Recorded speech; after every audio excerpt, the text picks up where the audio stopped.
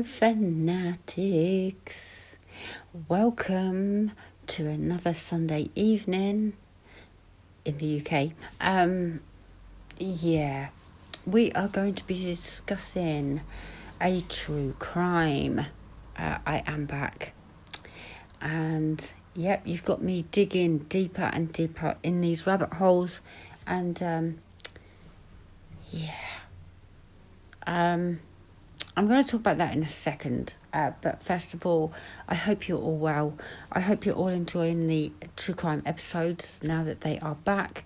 I am working on Evie in Mr. Ridley's Magic Shop from my store.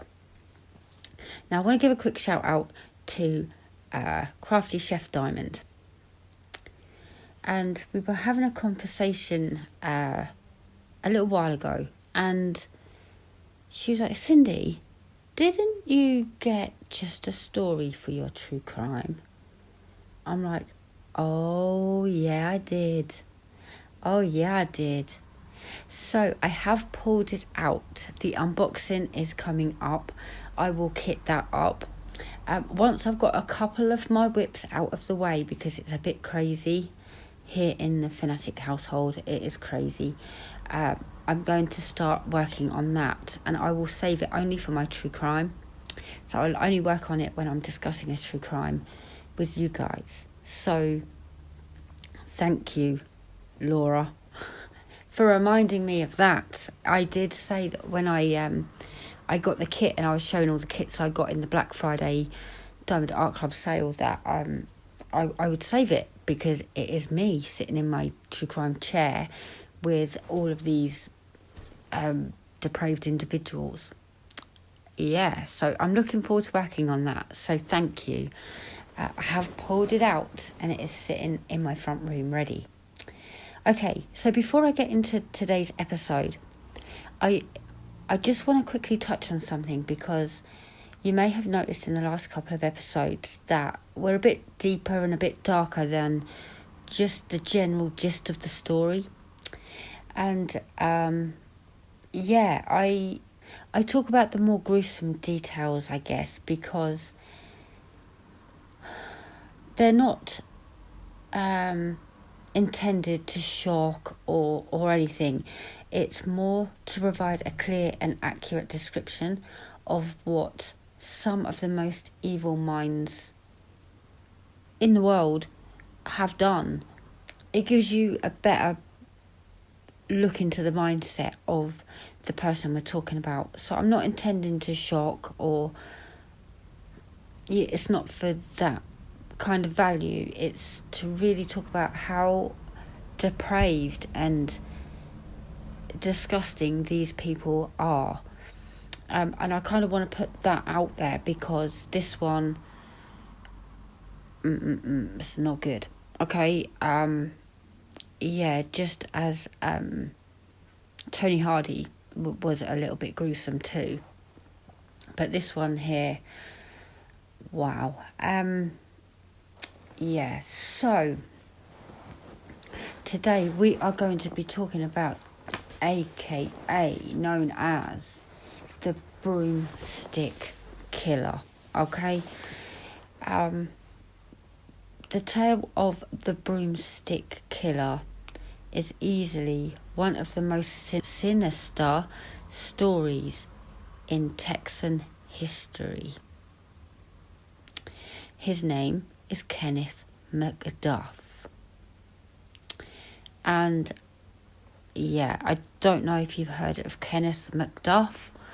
I do like to try and find stories that are not so, Ted Bundy newsworthy, I guess. But okay. Grab your project. Come join me. I know you're going to be diamond painting while I discuss this individual. Please be warned, it does get a little bit brutal. The tiny town of Rosebud in central Texas was home of a notoriously strange family, the McDuffs. J.A. McDuff, the father, owned a cement finishing business that did quite well during the building boom in the late 70s, and the family was well off by small town standards. The mother, Addie Macduff, ran the laundromat across from their home and doted over her 6 children. She was a large, headstrong woman known for being overprotective of her children and would come running if they ever encountered trouble. Addie was notoriously known to carry a gun in her purse and was referred to as the pistol-packing mama by the locals in Rosebud. Her children's teachers feared her because she would storm into the school in a huff any time one of her children was accused of misconduct. To Addie, her children could do no wrong whatsoever, and if someone accused them of anything, the school was likely to blame. The eldest son, Lonnie, was the bully of the family. He once pulled a knife on the school principal, who subsequently threw him down a flight of stairs. Lonnie spoke with a speech impediment and referred to himself as Wuff and Tough Wonnie Macduff. Addie Macduff was particularly fond of her youngest son, Kenneth. Though technically he wasn't the youngest of the children, she fawned over him as her baby boy. Even in his early teens, when Kenneth started getting into trouble, somebody else was always to blame in her eyes. Kenneth was known as a troublemaker and a bully like his older brother.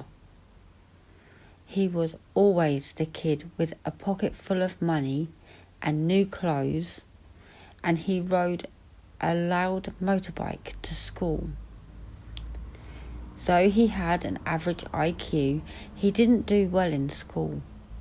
Kenneth didn't seem to care about school, and his only genuine friend was his brother, Lonnie. By the fall of 1964, Kenneth was 17 and spent most of his time causing trouble. He broke into businesses and homes looking for things to steal and drove around town looking for girls. But he wasn't looking for a girl to date. He was looking for a girl to assault. Macduff confided in his brother that he had once assaulted a woman, slit her throat, and left her dying. Whether the story was authentic is uncertain because the crime was never reported. Even at an early age, local law enforcement was all too familiar with Kenneth Macduff.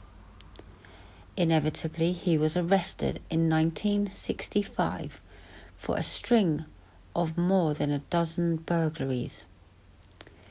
The sentence for his crimes totaled 52 years, but because he was only 18, the judge was lenient.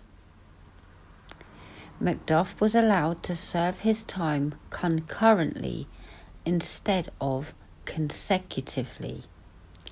Now, just for those of you who don't know the difference, concurrently is all at once, and consecutively is if you are sentenced to 3 10-year sentences, you will serve 30 years. Whereas he was given 52 years. So he served them all at once, not one after the other.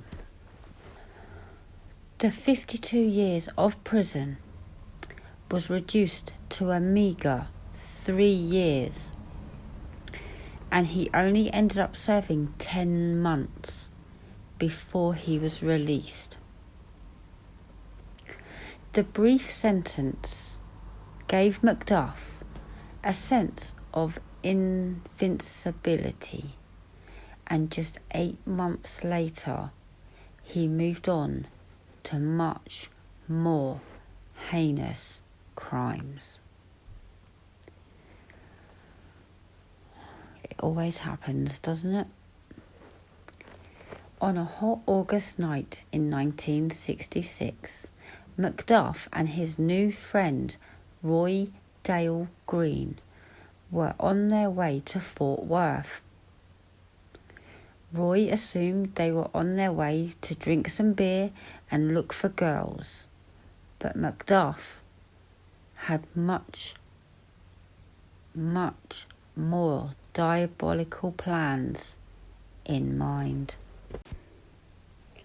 Roy Dale Green was a skinny 18-year-old who was impressed with and excited to be hanging out with 20-year-old Macduff. Roy knew that Macduff was a troublemaker, but when Kenneth told him he wanted to assault, but when I say assault, you know the word, the 4-letter word beginning with R. I don't like that word. I choose to use assault. A girl that night. Roy didn't take him seriously. When Macduff pulled into the parking lot of the baseball field in Everman, Texas, Roy had no idea what a mess he had just gotten himself into. Macduff pulled his car up next to a parked car near the baseball diamond. He could see there were 3 teenagers inside the car. He reached under the seat and pulled out a Colt 38 revolver, got out the car and walked up to the driver's side door of the parked car. Pointing the revolver at the window, Macduff ordered the 3 teens out of the car. Inside the car was 16-year-old Edna Louise Sullivan, her boyfriend 17-year-old Robert Brand, and his 15-year-old cousin Mark Dunham. Macduff led them to the trunk of the car and commanded them to get in. The 3 teens climbed in and he closed the lid. Macduff drove their car while Roy followed in Macduff's car to an isolated area where they stopped. Macduff and Roy got out of the cars and Macduff turned to Roy and said, quote, "We're gonna have to knock 'em off," end quote. Kenneth then opened the trunk and pulled Edna out. The teen girl screamed as he dragged her away from her friends to his own car and locked her in the trunk. He then went back over to the young boys. Unable to see, Edna's terror only intensified when she heard 6 gunshots. Macduff had emptied the revolver into the 2 other boys' bodies. When he could not close the trunk, Macduff became frustrated and backed the car up to a fence and abandoned it with the boys' bodies hanging out the back. Roy Green was in shock. They both got back into Macduff's car and drove to another location, where Macduff pulled Edna out of the back of the car and assaulted her. After he was done assaulting her, Macduff ordered Green to assault her too. Then Macduff yelled to Green, quote, "Find something for me to strangle her with," end quote. Green pulled the belt off his pants and handed it to him, but Macduff found something he liked better. He had a broom in the back of his car. He then assaulted her with the broomstick, then sat on her chest and held it across her neck. He leaned forward on the broomstick, putting more and more pressure on her neck until he crushed her throat. Macduff threw her body over his shoulder, walked to the side of the dirt road and tossed her body into a nearby bush. The two drove away. The next day, Roy Green was consumed with guilt, and he told his friend's mother what they had done. His friend's mother then told Green's mother, who subsequently convinced him to turn himself in.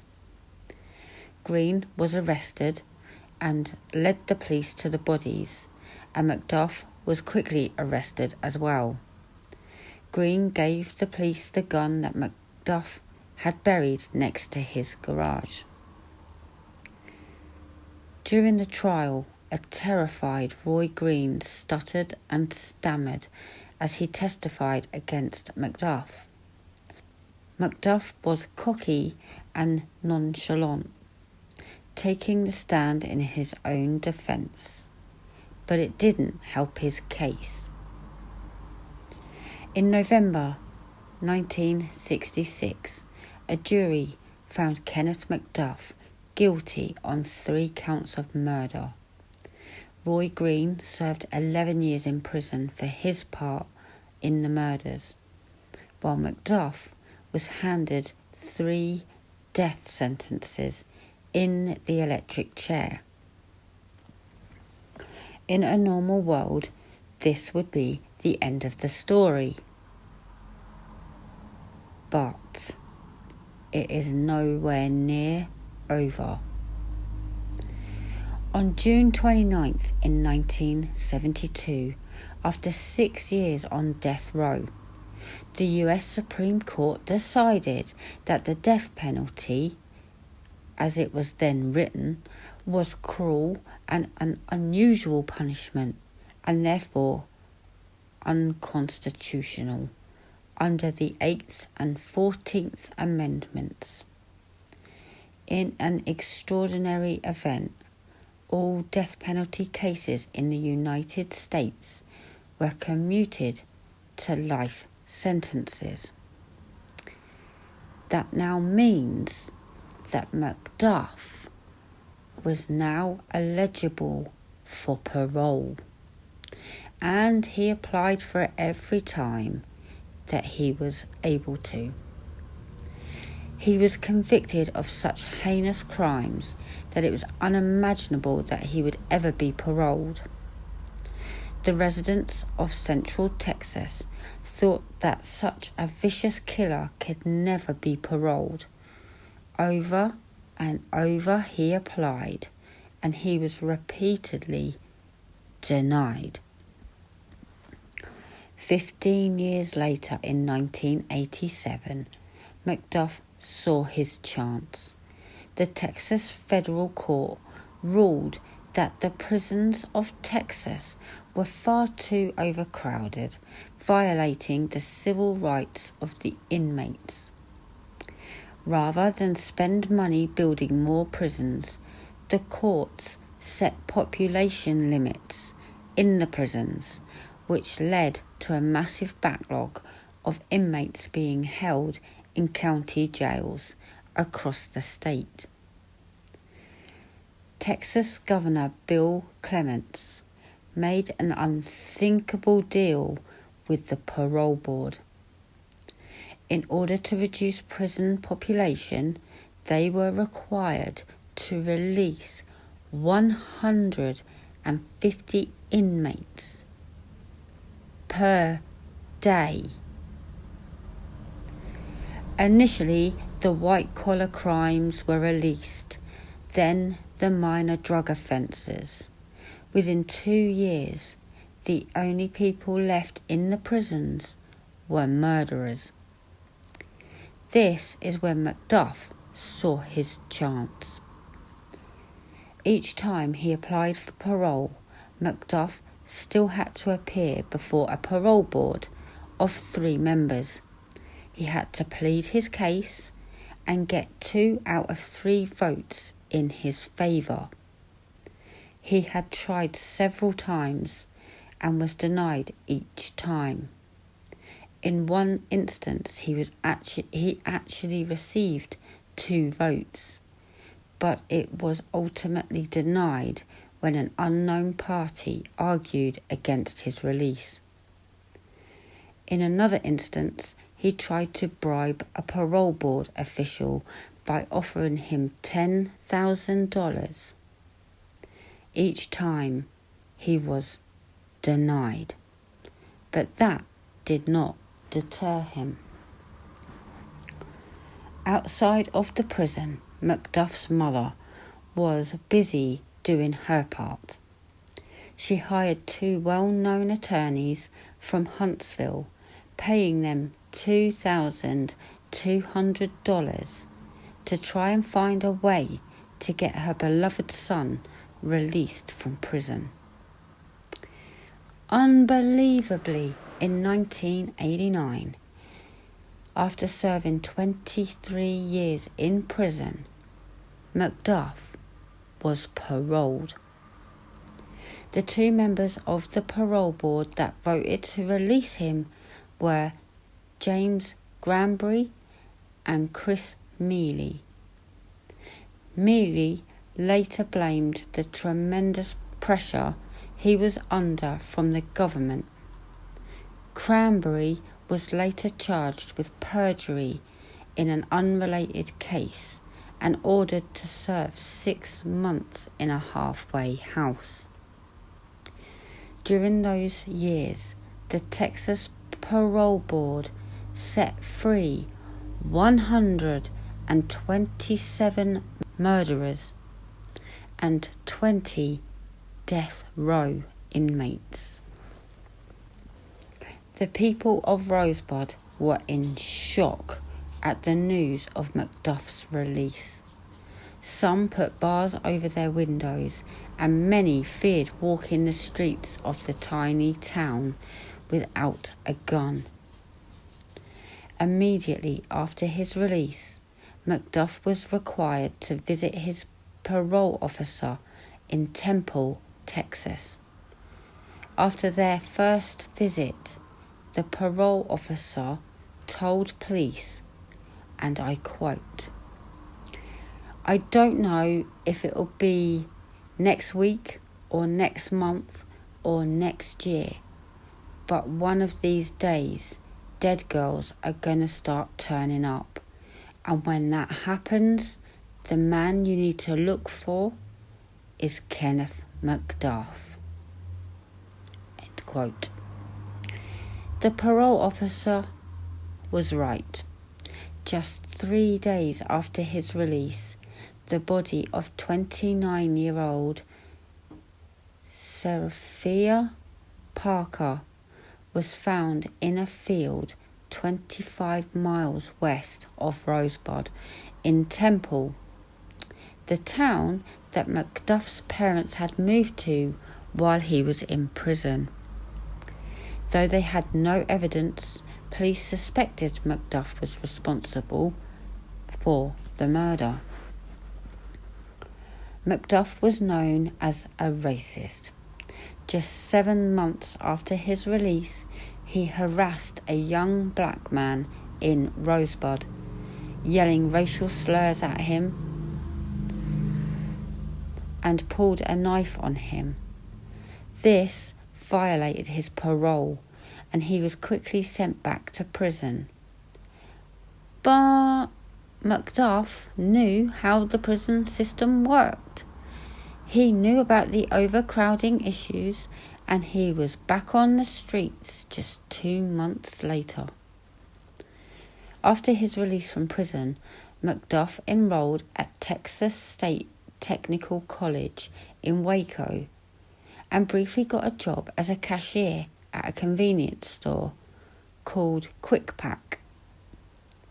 But working for a lowly $4 an hour did not satisfy him and he quit after only a month. By the summer of 1991, Macduff had given up his feeble attempts at the straight and narrow life and continued his life of crime. Living in the college dorms, he started dealing and using drugs. He knew this violated his parole, but he didn't care. He spent his spare time picking up prostitutes in Waco and using them to satisfy his need for violent sex. In the late hours of October 10th, 1991, Macduff picked up a young crack-addicted prostitute from Waco, Brenda Thompson, intent on killing her. Macduff had Brenda tied up in the passenger seat of his red pickup truck when he noticed a police checkpoint up ahead. Brenda saw her opportunity and screamed as she raised her legs up to the windshield and began kicking, cracking the windshield several times. When the police ran towards his truck, Macduff hit the gas and crashed the roadblock. Several police officers had to jump out of the way to avoid being run over.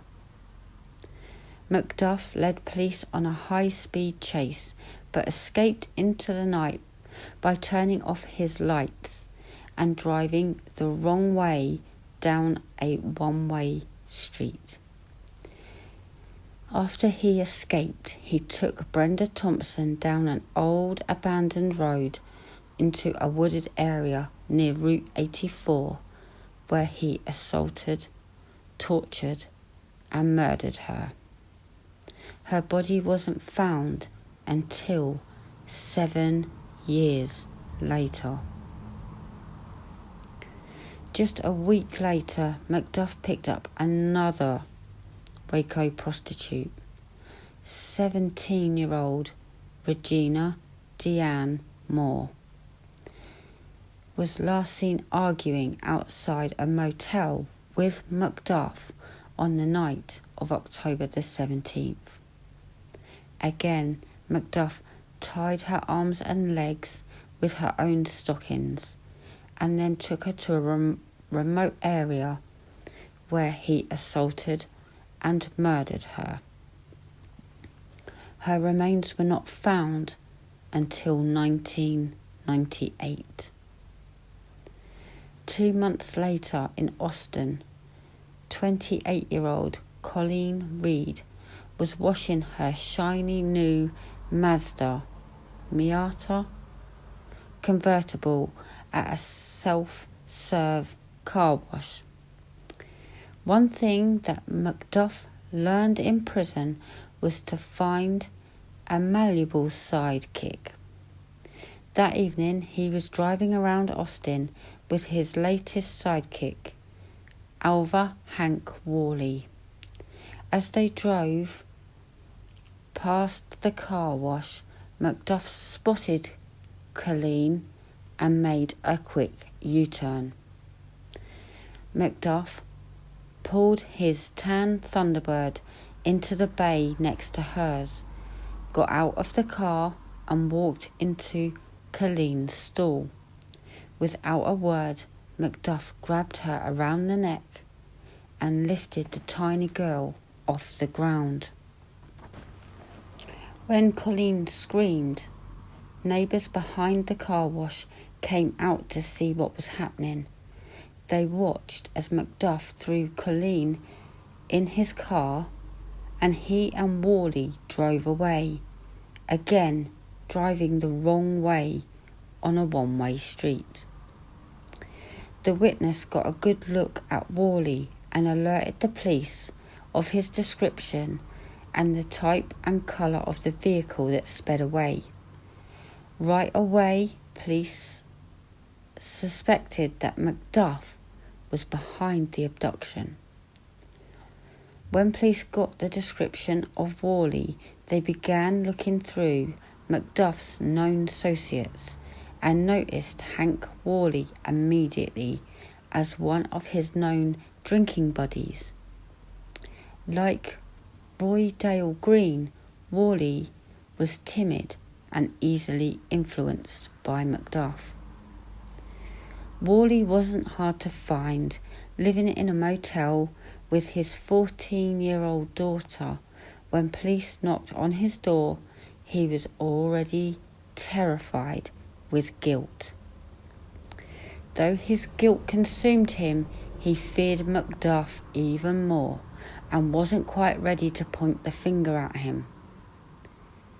On the first visit to his motel room, Worley claimed that he barely knew Macduff. It took a few visits to his motel room for police to persuade him to admit to what happened that night. They stopped by while he was having a barbecue by the motel pool with his daughter, and Detective Mike McNamara whispered in his ear, and I quote, "Hank, you're hiding a kid killer. You know that? You're protecting a man who raped and brutalized and strangled a girl not much older than your daughter over there. Picture her on the ground, a broomstick across her throat, crying out for you to help, begging you to speak out, to do what's right, to save the life of some young girl too." McNamara couldn't finish his sentence before Worley screamed. He was ready to talk. When officers got him into the interrogation room, he told the complete story of the night of Colleen's abduction. Worley said that he and Macduff were in Austin looking for drugs when Macduff saw Colleen washing her car. When Macduff lifted her off the ground by her throat, she screamed, "Please, not me, not me." He then threw her in the back of their car and told Worley to hold her down as they sped off. When they got a few miles out of Austin, Macduff got in the back with Colleen and commanded Worley to keep driving out of town. Macduff tied her hands behind her back with her shoelaces, then took his cigarette and put it out between her legs as she screamed. He beat her, assaulted her. When he finished, he told Worley to change places with him, and Worley assaulted her while Macduff drove. Worley recalled, quote, "I didn't want to have sex with her, but if I didn't have sex with her, I knew that he was going to get back there with her and beat her up some more and burn her with cigarettes. He was taking the cigarettes and getting the fire real hot and burning her down there in the wrong spots." When they got near the town of Belton, Macduff pulled into a secluded dirt road and assaulted her again. Quote, "He turned round He hit her, slapped her real hard and knocked her backwards. Then he took another cigarette and he lit it and got the fire real hot, and then he burned her like that again. When she was able to stand, Worley claimed Colleen put her head on his shoulder and said, "Please don't let him hurt me anymore." Macduff was having none of that. He grabbed her by the neck and stuffed her into the trunk of his car and turned to Worley and said, quote, "I'm going to use her up." End quote. Macduff used the term often to mean that he was going to terminate her life. Quote, "Then he put her in the trunk of the car, closed the trunk down and takes me home. On the way home, he asked me for my pocket knife and I told him I don't know where it is. Then he asked me, 'Well, I need a shovel. Let me borrow a shovel.' And I said, 'I ain't got one.' He didn't say what he was going to do with it, but I knew what he was going to do with it. He wanted to kill her with it. Ain't nothing I could do. Real scary being like that. If you can't help yourself, there ain't no way you're going to help anybody else. I wasn't even sure I was going to make it out of that.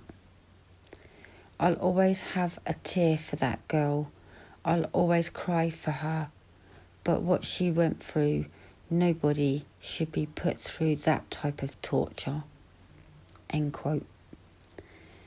Macduff was nowhere to be found, but police knew he was still in the area. The following February, they found the body of another young prostitute, 22-year-old Valencia Joshua, a student at the same college that Macduff had attended, was found on a golf course near the school. She had been strangled. The last time anyone had seen her, she was looking for Kenneth Macduff on the campus of their school. Then on the 1st of March 1992, Melissa Northrop was working the night shift at the Quick Pack convenience store. She was a pregnant mother of 2 who knew the dangers of working the night shift but needed to pay the bills, so she would regularly call her husband during her shift to let him know she was okay. Late that night, Macduff was cruising the streets looking for drugs when his tan Thunderbird broke down just 100 yards from the Quick Pack. This was the same store that Macduff had worked for only a month. Macduff knew that the store was open 24 hours a day and had no security to speak of. He also knew that there was a cute 23-year-old who worked the night shift and had told friends that the place could easily be robbed. When Melissa's husband didn't hear from her at 4 a.m. that night, he got worried and called the store. He repeatedly got no answer, so he drove to the store and there was no sign of his wife. When the police found Macduff's car abandoned at the New Road Inn, just 100 yards away, their suspicions were confirmed. Macduff was on a killing spree, and they started a massive nationwide manhunt. Knowing how close Macduff was to his family, they started by questioning his parents. As always, his mother stood by her beloved son and claimed he was innocent, but didn't know where he was. His father, however, was less loving. I don't know where he is. If you find him, you can kill him if you want to. Yeah. On April 26, the badly decomposed body of QuickPack employee Melissa was found floating in a gravel quarry in Dallas County. Her hands were still tied behind her back with a shoelace, a signature of Kenneth McDuff. The big break came on May the 1st when the manhunt was aired on America's Most Wanted. The TV show was massively popular through the years, and it's helped capture 1,200 fugitives. This airing was no exception. Shortly after it aired, a man from Kansas County, Missouri, claiming that McDuff worked for a trash company under the assumed name Richard Fowler. Texas police called Kansas City police, who looked up the name Richard Fowler in their records. Someone had been using the name and had been arrested and fingerprinted for soliciting prostitutes. The fingerprints matched that of Kenneth McDuff. McDuff was arrested on the 4th of May 1992 as he was driving a trash truck to a landfill. When he was brought back to Texas, crowds of angry people gathered outside the courthouse. McDuff embraced the media and professed his innocence to the mob of cameras outside, often claiming that the trial was unfair. Prosecutors had their strongest evidence against him for the abduction and murder of Melissa Northrup, so they decided to try that case first and worry about the rest later. A.D. McDuff, who was now 77 years old, was called as a hostile witness to testify against her son. She confirmed that her son used her credit card near the QuickPack store on the night of the abduction, putting him near the scene of the crime when it happened. McDuff was livid that his own mother was being used by prosecutors to testify against him. But there was more to come. The prosecution called two of his friends to testify that he tried to enlist them in his plans to rob the QuickPack store. At one point, McDuff directed his anger at his own attorneys when he screamed at them, "Why don't you get up and go sit on the prosecution's side?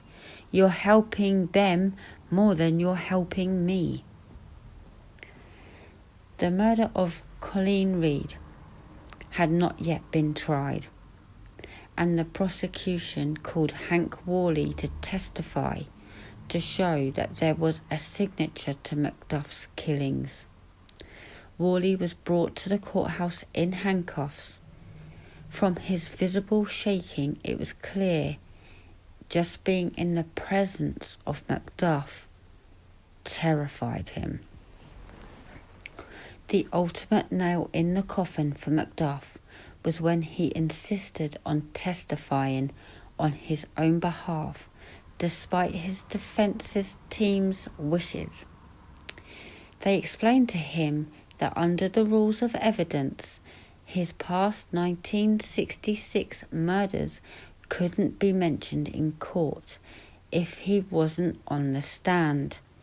But if he took the stand, the prosecution could use that against him. McDuff would not listen.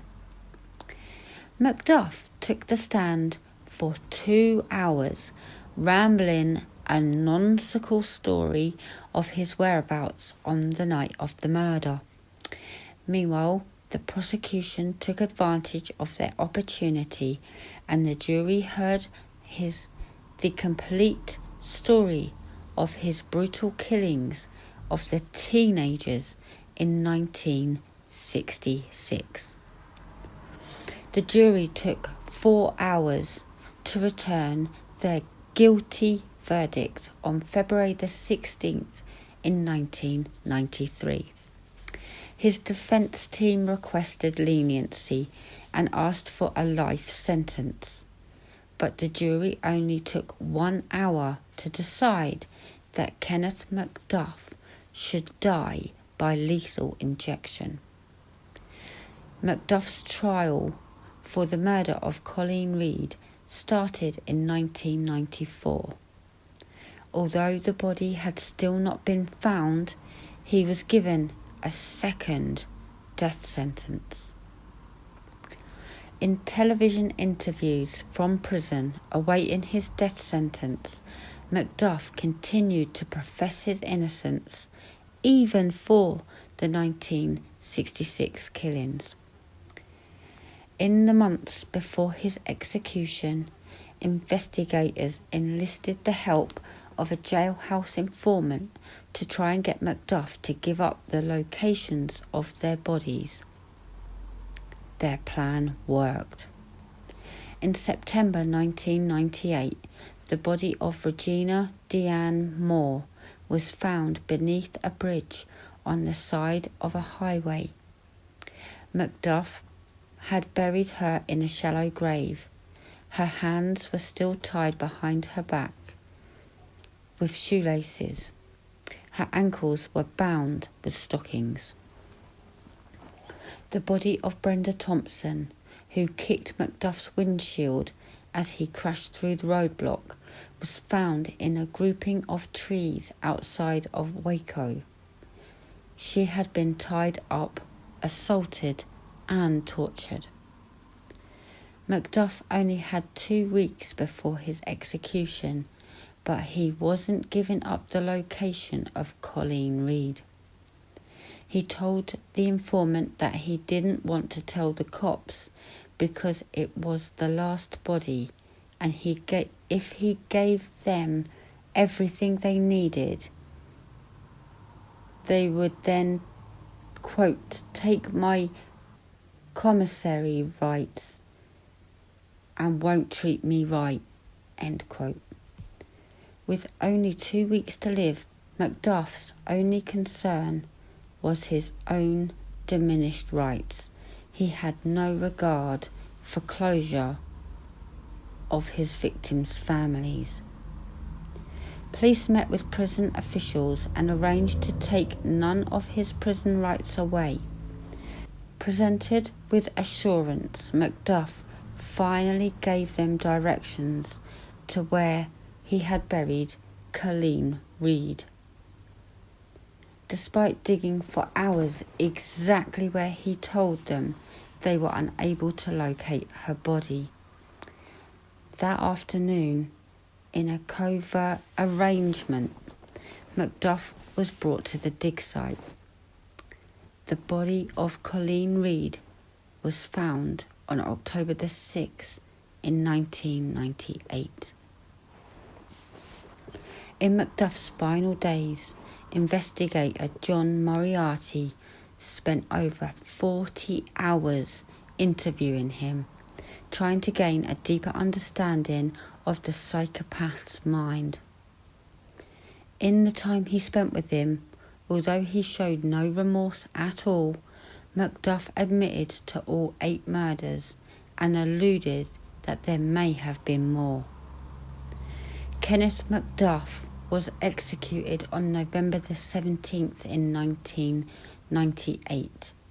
His family did not claim his body, and he was buried in the Huntsville prison graveyard with a tombstone that displayed only his death row number, X999055, and the day of execution. As a result of the mayhem that Macduff caused and an outcry from the public, the Texas parole system was completely overhauled, and the state spent $2 billion building more prisons. And there you go.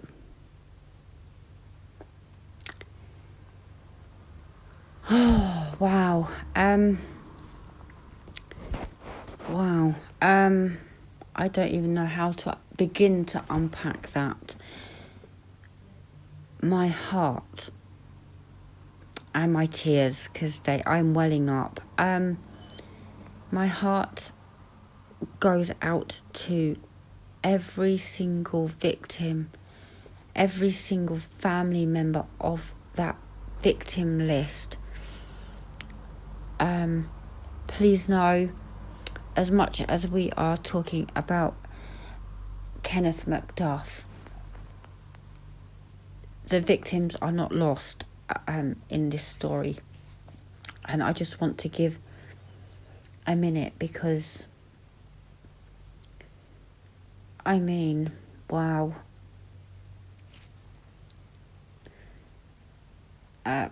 His very first victim was just a teenager, 16-year-old Edna Louise Sullivan. And of course the boys, they were 17 and 15. They were just children. And he just saw an opportunity, and then it just escalated. But there you go. Thank you so much for joining me for today's true crime story time. I'm sorry I missed last week, but I'm here this week. And I will try and get another one uploaded for next week. However, as you will discover on my live tomorrow, I go live at 8 p.m. in the UK time zone. I was in my garden and I was walking down the path, and I slipped. It was pitch black. I slipped and came down with a wallop, and severely damaged my arm. So I don't think it will be in a sling. I haven't had it in a sling today. It's better. It's just very, very bruised, very banged up, and very painful. It's definitely not broken, though. It's definitely not broken. So I have, I have put my cast on my wrist just to keep my wrist elevated and the weight off my forearm, and it seems to have done the trick. But I did have it in a sling last night, and or a homemade sling at least. So I might be out of diamond painting action for a little while.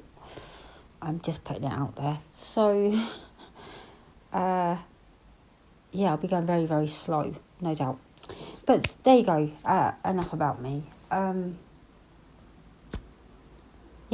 Thank you for joining me. I really do appreciate it. And these guys, these despicable human beings who are roaming our planet. It's horrendous. It's horrific. And I will try and come back on Sunday with a true crime. Obviously I need to rest my arm as much as possible and get that healed. But we shall see. Have an awesome diamond painting filled evening or day if you are watching this not at 8 p.m. on a Sunday evening. And I will see you tomorrow on my live. We've got a lot going on. 2 special guests. I'm very excited for that. And I'll hopefully be here next Sunday. Forgive me if I am not, but I will try. I will do my very best. I love you guys. thank you for all of your support, and enjoy your evening. Thank you very much. And as always, stay safe out there. Bye.